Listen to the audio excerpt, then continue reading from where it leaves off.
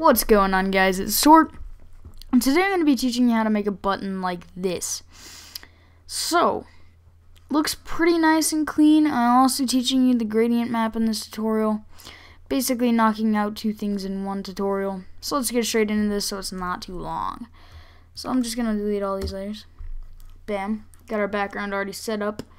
So, take your rectangular marquee tool and just draw out your button. This is kind of like a button for a YouTube partner banner, if you catch my drift. How come I always fail on making a new layer? I don't know. Struggling today. I did get out early from school, though. These are my settings for the drop shadow. Just kind of copy those down. Let's go gradient overlay. Let's grab this. And whoa, the black really wanted to jump up there. So we'll just make it some light grays. You can leave the top one white if you really want to. I'm not really that fond of complete white, you know, on anything as far as the GFX goes. So yeah. Bevel and emboss. Depth all the way up. Let's take the size all the way down. I'm taking use global light. Let's just kind of drag this up to about there. 113 looks pretty good. Drag this up a little bit. And that looks good for the button part. So we'll just hit OK on that.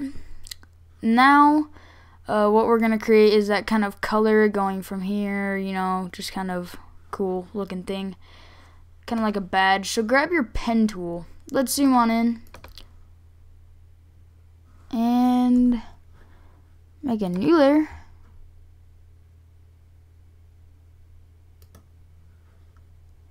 and we'll just go like that and that and there. Okay, so that's looking pretty cool. Fill path, white, right click delete path, and if you want to move this you can. So what I'm gonna do is, as you can see, mine is kind of overlapping. Just select the rectangle and then right click, select inverse, and then click on your layer 2 and hit delete.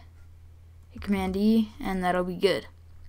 So next we just want to copy layer style, paste layer style. Now what we're going to do is we're just kind of lower the drop shadow. It's a little bit too subtle, I guess you could say. So let's get the color. Let's go with a green. This time, I'm thinking green. That looks good. I'll hit OK. Now we can kind of zoom out now, and so that's looking pretty good, as you can see.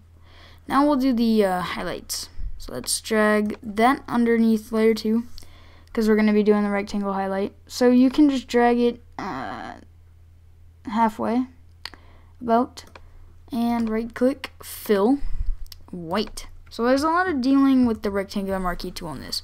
Again, select the go select inverse, delete.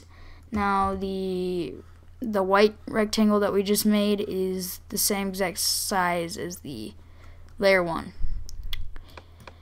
And we'll just take that down to about 25, maybe 20%. That looks good. We'll just let me zoom back in here because I've got to get this perfectly matched for the second layer. Let's make a new layer. Again. And just make sure it matches. About there. Right click, fill. And white. So if you do need to move it down, leave a little bit of room up at the top so you can actually do that. And select inverse, delete, Command D. So that looks good.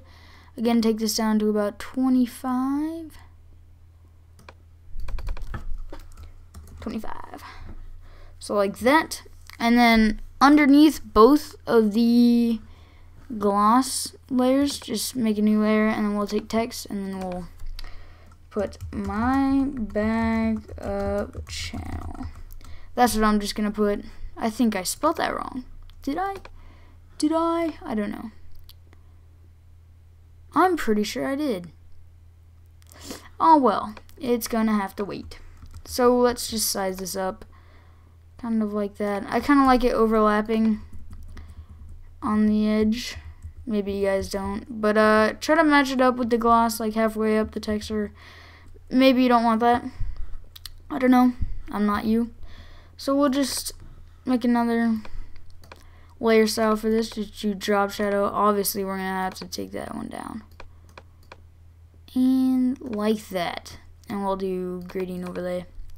We'll do a little bit darker on this, like that, and like that. So that's looking cool. You can also make the text colored if you want. Doesn't really matter to me. It's all personal preference. Now we're gonna do the gradient map.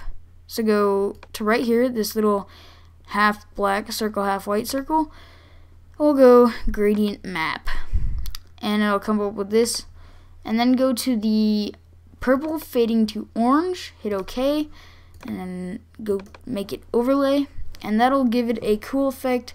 You can also turn down the opacity if you need to, but it does give it a cool effect, I think. So that's a fun thing to mess around with. I'll show you what I came out with on my background.